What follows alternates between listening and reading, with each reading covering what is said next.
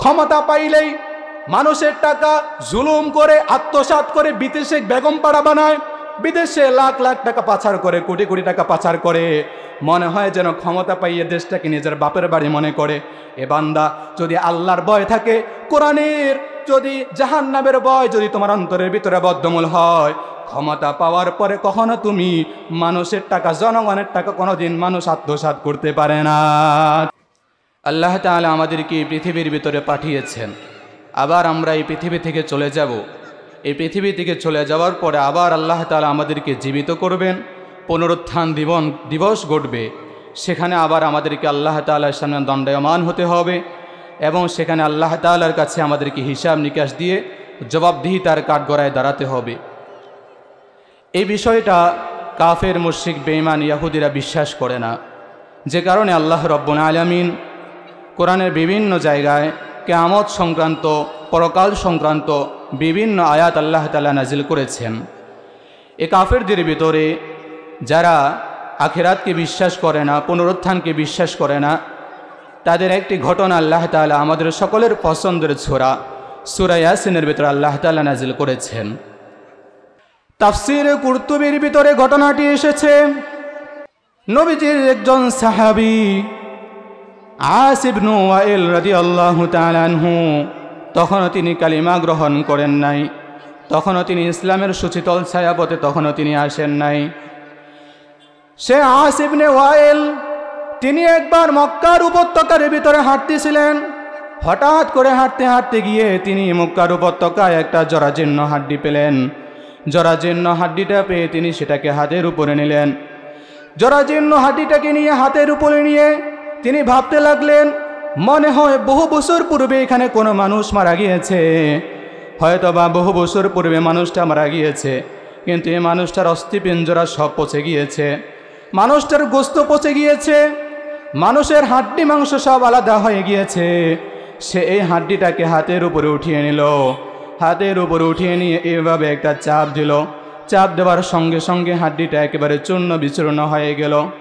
সে তখন ভাবতে লাগলো, কি ব্যাপার, আমাদেরকে তো মুহাম্মদ সাল্লাল্লাহু আলাইহি ওয়াসাল্লাম সব সময় আমাদেরকে এই কথা বলে, আমরা নাকি মরে যাওয়ার পরে আবার আমাদেরকে জীবিত হতে হবে, মরে যাওয়ার পরে নাকি আবার আমাদেরকে আল্লাহর সামনে দাঁড়াতে হবে।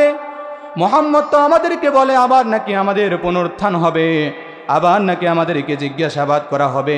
কিন্তু এই যে হাড্ডিটা আমি হাতে নিলাম, এই হাড্ডিটা চূর্ণ বিচূর্ণ হয়ে গিয়েছে। এই হাড্ডিটাকে আবার পূর্বের অবস্থায় ফিরিয়ে দিয়ে এটাকে আবার হাড্ডির সাথে হাড্ডি জোড়া লাগায়া এটাকে পূর্বের অবস্থায় কিভাবে ফেরানো হবে, আবার সেই হাড্ডির সাথে মাংস জোড়া লাগায়া কিভাবে আবার সেটাকে পূর্বের অবস্থায় ফিরিয়ে দিয়ে আল্লাহ তাআলা মানুষকে তৈরি করবে, এটা তো আমার মাথায় ধরে না। এই কথা চিন্তা করে সে নবীজির কাছে চলে গেল। নবীজির কাছে গিয়ে বলতে লাগলো, ইয়া রাসূলুল্লাহ, হে মুহাম্মদ, আপনি তো আমাদেরকে বলেন মানুষ মরে যাওয়ার পরে নাকি আবার মানুষকে জীবিত করা হবে, আবার নাকি আমরা আল্লাহ তাআলার সামনে দাঁড়াবো, আবার নাকি আমাদের হিসাব নিকাশ হবে। এই যে হাড্ডিটা হাতের উপরে আমার, এই হাড্ডিটা তো চূর্ণ বিচূর্ণ হয়ে গেছে, এই হাড্ডিটাকে আবার পূর্বের অবস্থায় কিভাবে ফেরানো হবে, এটাকে গোস্তের সাথে জোড়া দিয়ে আবার কিভাবে মানুষকে আল্লাহ তাআলা কে তৈরি করবে, এটা তো আমার মাথায় ধরে না। এই বিষয়টা যখন মুহাম্মদ সাল্লাল্লাহু আলাইহি ওয়াসাল্লামের কাছে বলল, তখন আল্লাহ তাআলা সূরা ইয়াসিনের ভিতরে আয়াত নাজিল করে বললেন, ওয়াদারাবা লানা মাসালান ওয়া নাসিয়া খালকাহু ক্বালা মান ইউহয়িল ইযামা ওয়া হিয়া রামীম। আল্লাহ রাব্বুল আলামিন বললেন, সে আমার ব্যাপারে উপমা পেশ করে অথচ সে নিজের সৃষ্টির কথা বলে গিয়েছে। আল্লাহ নবীকে বললেন, হে নবী, সে আপনাকে বলল মাইয়ুহিল ইযামা ওয়া হিয়া রামীম, কে এই গোড়া গোড়া বালু হয়ে যাওয়া এই হাড্ডিগুলোকে কে আবার সৃষ্টি করবে, কে আবার পূর্বের অবস্থায় ফিরিয়ে দিবে। আল্লাহ নবীকে আল্লাহ তাআলা, আল্লাহ নবী তো কোনো কথা বলেন না। আল্লাহ নবীর উপরে আল্লাহ তাআলা ওহী নাজিল করলে নবীজি সাল্লাল্লাহু আলাইহি ওয়াসাল্লাম জবাব দেন। নবীজি সাল্লাল্লাহু আলাইহি ওয়াসাল্লামকে আল্লাহ রাব্বুল আলামিন বললেন, হে নবী, আপনি জানিয়ে দেন, কুল ইউহয়িহাল্লাযী আনশাআহা আউওয়ালা মাররা وهو بكل خلق عليم হে নবী আপনি জানিয়ে দেন ইউহইহাল্লাযী আনশাহা আউয়াল মাররা এটা কি আবার তিনি সৃষ্টি করবেন প্রথমবার যিনি বানিয়েছেন পরবর্তীতে মানুষ মরে যাওয়ার পরে হাড্ডিসার হয়ে যাওয়ার পরে অস্থিপিঞ্জরা সব আলাদা আলাদা হয়ে যাওয়ার পরে আবার মানুষকে পূর্বের অবস্থায় তিনিই বানাবেন মানুষ মরে যাওয়ার পরে আবার আমাদেরকে পুনরুত্থান দিবস ঘটাবেন এবং আবার আমাদেরকে আল্লাহ তাআলার সামনে দণ্ডায়মান করবেন যিনি তিনি কে আল্লাহ রাব্বুল আলামিন আল্লাহ রাব্বুল আলামিন যেই কথা বললেন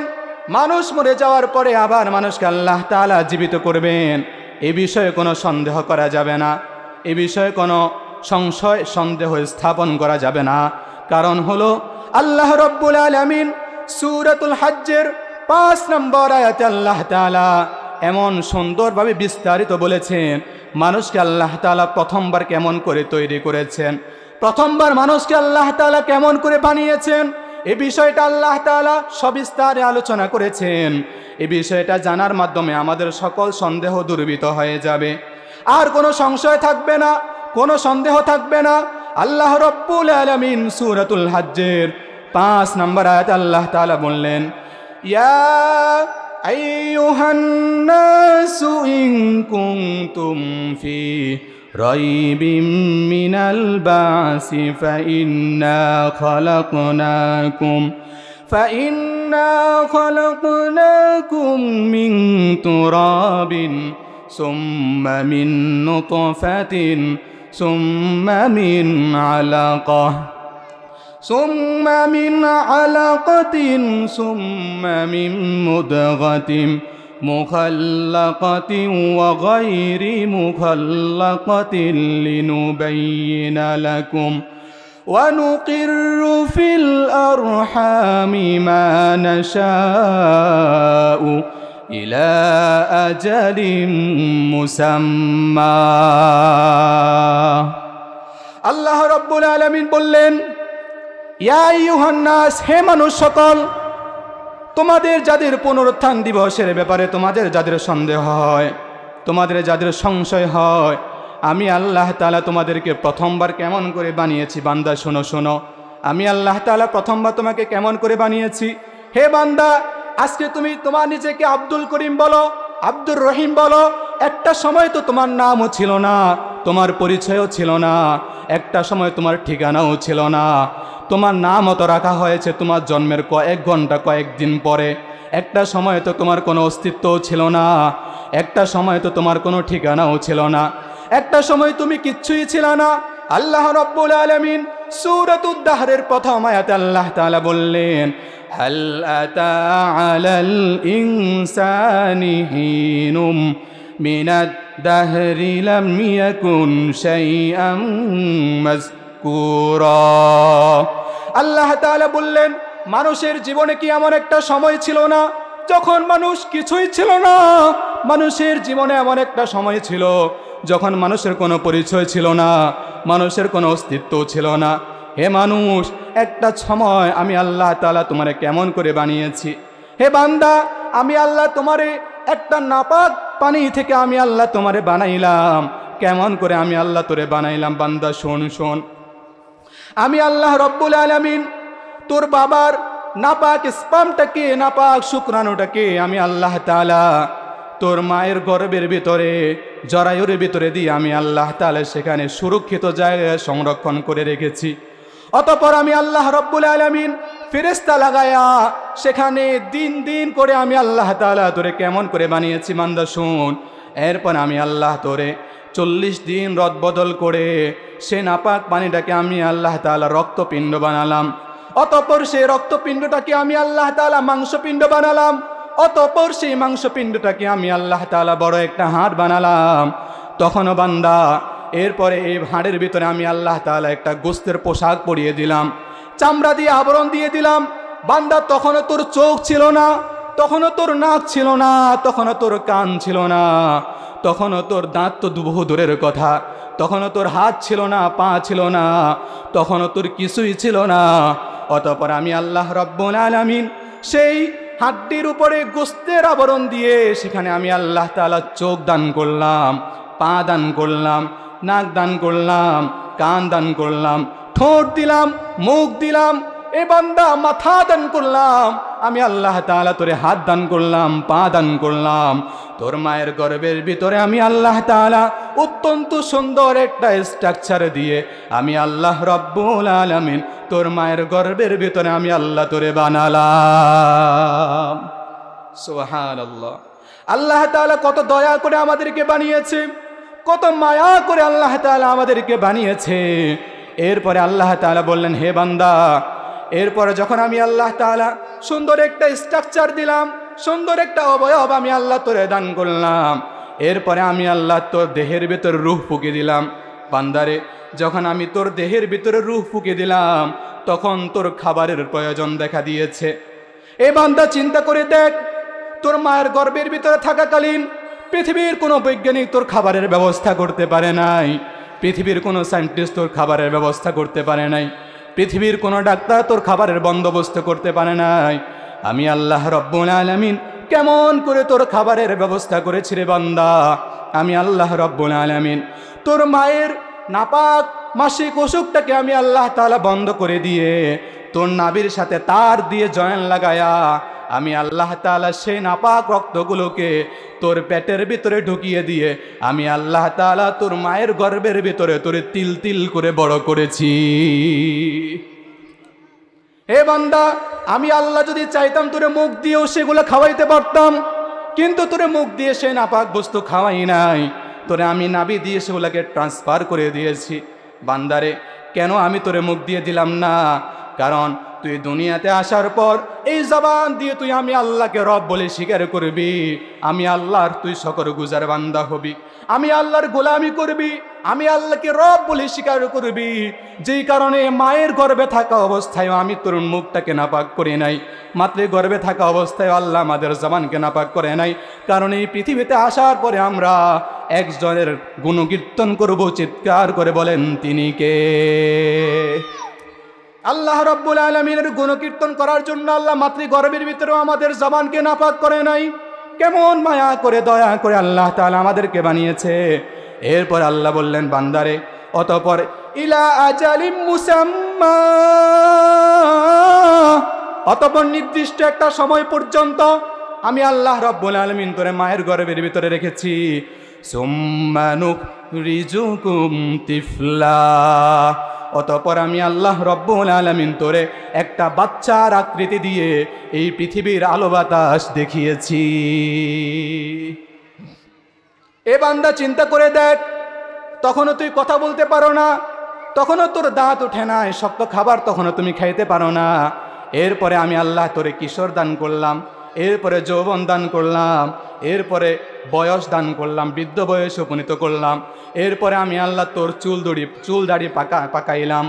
এ বান্দা চিন্তা করে দেখ, যখন তুই কিছুই ছিলি না, কিচ্ছু ছিলি না, তখন আমি আল্লাহ তোরে বানাইলাম একটা নাপাক পানি থেকে, নাপাক শুক্রাণু থেকে আমি আল্লাহ তোরে মাতৃগর্ভের ভিতরে বানাইয়া তোরে এই পৃথিবীর আলো বাতাস দেখায়া এরপরে আমি তোরে কিশোর দান করে কৈশোর উপনীত করে এরপরে যৌবন বয়স দান করে এরপরে বার্ধক্য দিয়া এরপরে তোরে চুল দাড়ি পাকাইতে যদি আমি আল্লাহ পারি, আমি সেই আল্লাহ কি তোরে মৃত্যুর হয়ে যাওয়ার পরে, মানুষ মরে যাওয়ার পরে আমি আল্লাহ কি তোরে পুনরায় জীবন দান করতে পারবো না? কি বলেন, পারবেন কি পারবেন না? আলাইসা যালিকা বিকাদিরিন আলা আইয়ু ইয়াল মাউতা। হে বান্দা, তুই মরে যাওয়ার পরে তোরে আমি আল্লাহ, তুই যখন কিছুই ছিলে না, কোনো জিনিস প্রথমবার বানানো কঠিন, কোনো জিনিস প্রথমবার বানানো কঠিন, দ্বিতীয়বার বানানো সেই জিনিসটা সহজ। কারণ প্রথমবার বানানো একটু আনইজি ফিল হয়, একটু কঠিন কঠিন লাগে, কিন্তু যে জিনিসটাকে একবার বানিয়ে ফেলা হয় সেই জিনিসটাকে আবার বানাইতে গেলে সেটা সহজ হয়। এই জন্য আল্লাহ বললেন, বান্দা তুই যখন কিছুই ছিলি না তখন আমি আল্লাহ তোরে বানাইলাম।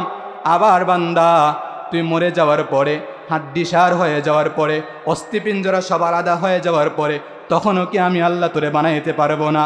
আল্লাহ বলেন, বান্দা শুধু আমি আল্লাহ তোরে যা বানাইতে পারবো তা নয়, আমি আল্লাহ রব্বুল আলামিন তোর এই যে আঙ্গুলের মাথা যে রয়েছে, যেটাকে আমরা ফিঙ্গার প্রিন্ট বলি, এই আঙ্গুলের ছাপটাকেও আমি আল্লাহ পুনরায় পুনর্বিন্যস্ত করব। আল্লাহ রব্বুল আলামিন সূরা কিয়ামার ভিতরে বলেছেন, বালা কাদিরিনা আলা আন নুসাউইয়া বানানা। এ বান্দা, আমি আল্লাহ রব্বুল আলামিন তোরে যে শুধুমাত্র সৃষ্টি করতে পারবো তা নয়, তোর আঙ্গুলের মাথায় যে আঙ্গুলের ছাপ রয়েছে, এই আঙ্গুলের ছাপটাকেও আমি আল্লাহ পুনরায় পুনর্বিন্যস্ত করতে পারবো। সুবহানাল্লাহ। এই পৃথিবীর ভিতরে আল্লাহর সামনে দণ্ডায়মান হতে হবে, আল্লাহর সামনে দাঁড়াইতে হবে, এ ব্যাপারে কোনো সন্দেহ আছে নাকি? এ ব্যাপারে কোনো সন্দেহ নাই। অথচ আমরা এই কথা আমরা বলে গিয়েছি, পরকালের কথা আমরা বলে গিয়েছি, কবরের কথা আমরা বলে গিয়েছি, হাসরের কথা আমরা বলে গিয়েছি।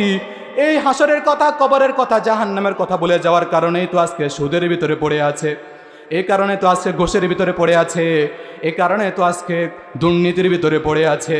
ক্ষমতা পাইলেই মানুষের টাকা জুলুম করে আত্মসাৎ করে বিদেশে বেগম পাড়া বানায়, বিদেশে লাখ লাখ টাকা পাচার করে, কোটি কোটি টাকা পাচার করে, মনে হয় যেন ক্ষমতা পাইয়ে দেশটাকে নিজের বাপের বাড়ি মনে করে। এ বান্দা, যদি আল্লাহর ভয় থাকে, কোরআনের যদি জাহান্নামের ভয় যদি তোমার অন্তরের ভিতরে বদ্ধমূল হয়, ক্ষমতা পাওয়ার পরে কখনো তুমি মানুষের টাকা, জনগণের টাকা কোনোদিন মানুষ আত্মসাৎ করতে পারে না, ঠিক কি না? ওমর রাদিয়াল্লাহু তাআলা আনহু, যিনি অর্ধেক পৃথিবীর শাসনকর্তা ছিলেন, হযরত ওমর রাদিয়াল্লাহু তাআলা আনহু, তিনি কেমন ছিলেন? ওমর রাদিয়াল্লাহু তাআলা আনহু একদিন ঘরের ভিতরে রাত্রিবেলা কাজ করতেছেন, মোমবাতি জ্বালায়া, তখন তো বিদ্যুৎ ছিল না, লাইট ছিল না, তিনি মোমবাতি জ্বালায়া কাজ করতেছিলেন। এই মোমবাতি জ্বালায়া কাজ করার সময় হঠাৎ করে কয়েকজন মেহমান তার দরবারে আসলো। এরপরে দরজায় টোকা দিল, দরজায় টোকা দিয়ে জিজ্ঞেস করলো, আমিরুল মুমিনিন, আমরা কি ভিতরে প্রবেশ করতে পারি কিনা? তখন আমিরুল মুমিনিন বললেন, দাঁড়াও। তখন তিনি ফু দিয়ে মোমবাতিটাকে নিভিয়ে দিয়েছেন। এরপরে তিনি আরেকটা নতুন মোমবাতি জ্বালালেন। এরপরে বললেন, আসো, এখন ভিতরে আসো। ওই যে আত্মীয়গুলা তখন ওমর আমিরুল মুমিনিনকে জিজ্ঞেস করলেন, হে আমিরুল মুমিনিন, আপনার সামনে তো একটা মোমবাতি জ্বালানো ছিল, ওই মোমবাতিটাকে বন্ধ করে দিয়ে কেন আপনি আরেকটা মোমবাতিকে জ্বালালেন? তখন আমিরুল মুমিনিন, অর্ধেক পৃথিবীর শাসনকর্তা আমিরুল মুমিনিন ওমর রাদিয়াল্লাহু তাআলা আনহু বললেন, আমার সামনে যে মোমবাতিটা জ্বালানো ছিল সেটা রাষ্ট্রের কাজ করতেছিলাম, আমার রাষ্ট্রের টাকা দিয়ে আমি এই মোমবাতিটাকে ক্রয় করেছি। এই রাষ্ট্রের টাকা, এটা কোনো আমার বাবার টাকা নয়, এটা আমার বাপদাদার পয়সা নয়, এরা রাষ্ট্রের টাকা, জনগণের টাকা, জনগণের ট্যাক্সের পয়সা।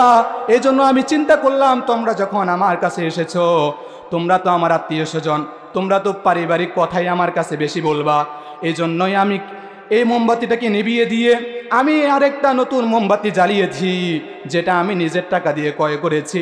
এই জন্য আমি, কারণ আখিরাতকে ভয় করি, কারণ যদি জনগণের টাকা দিয়ে আমি কিনা এই মোমবাতি যদি জ্বালিয়ে তোমাদের সাথে আমি কথা বলি, কিয়ামতের ময়দানে যদি আল্লাহ আমাকে জিজ্ঞেস করে, হে ওমর, তুমি কেন জনগণের টাকা দিয়ে কিনা মোমবাতি জ্বালায়া তোমার পারিবারিক কাজ করেছো, সেদিন আল্লাহর সামনে দাঁড়িয়ে আমি জবাব দেওয়ার মতো কোনো উপায় থাকবে না।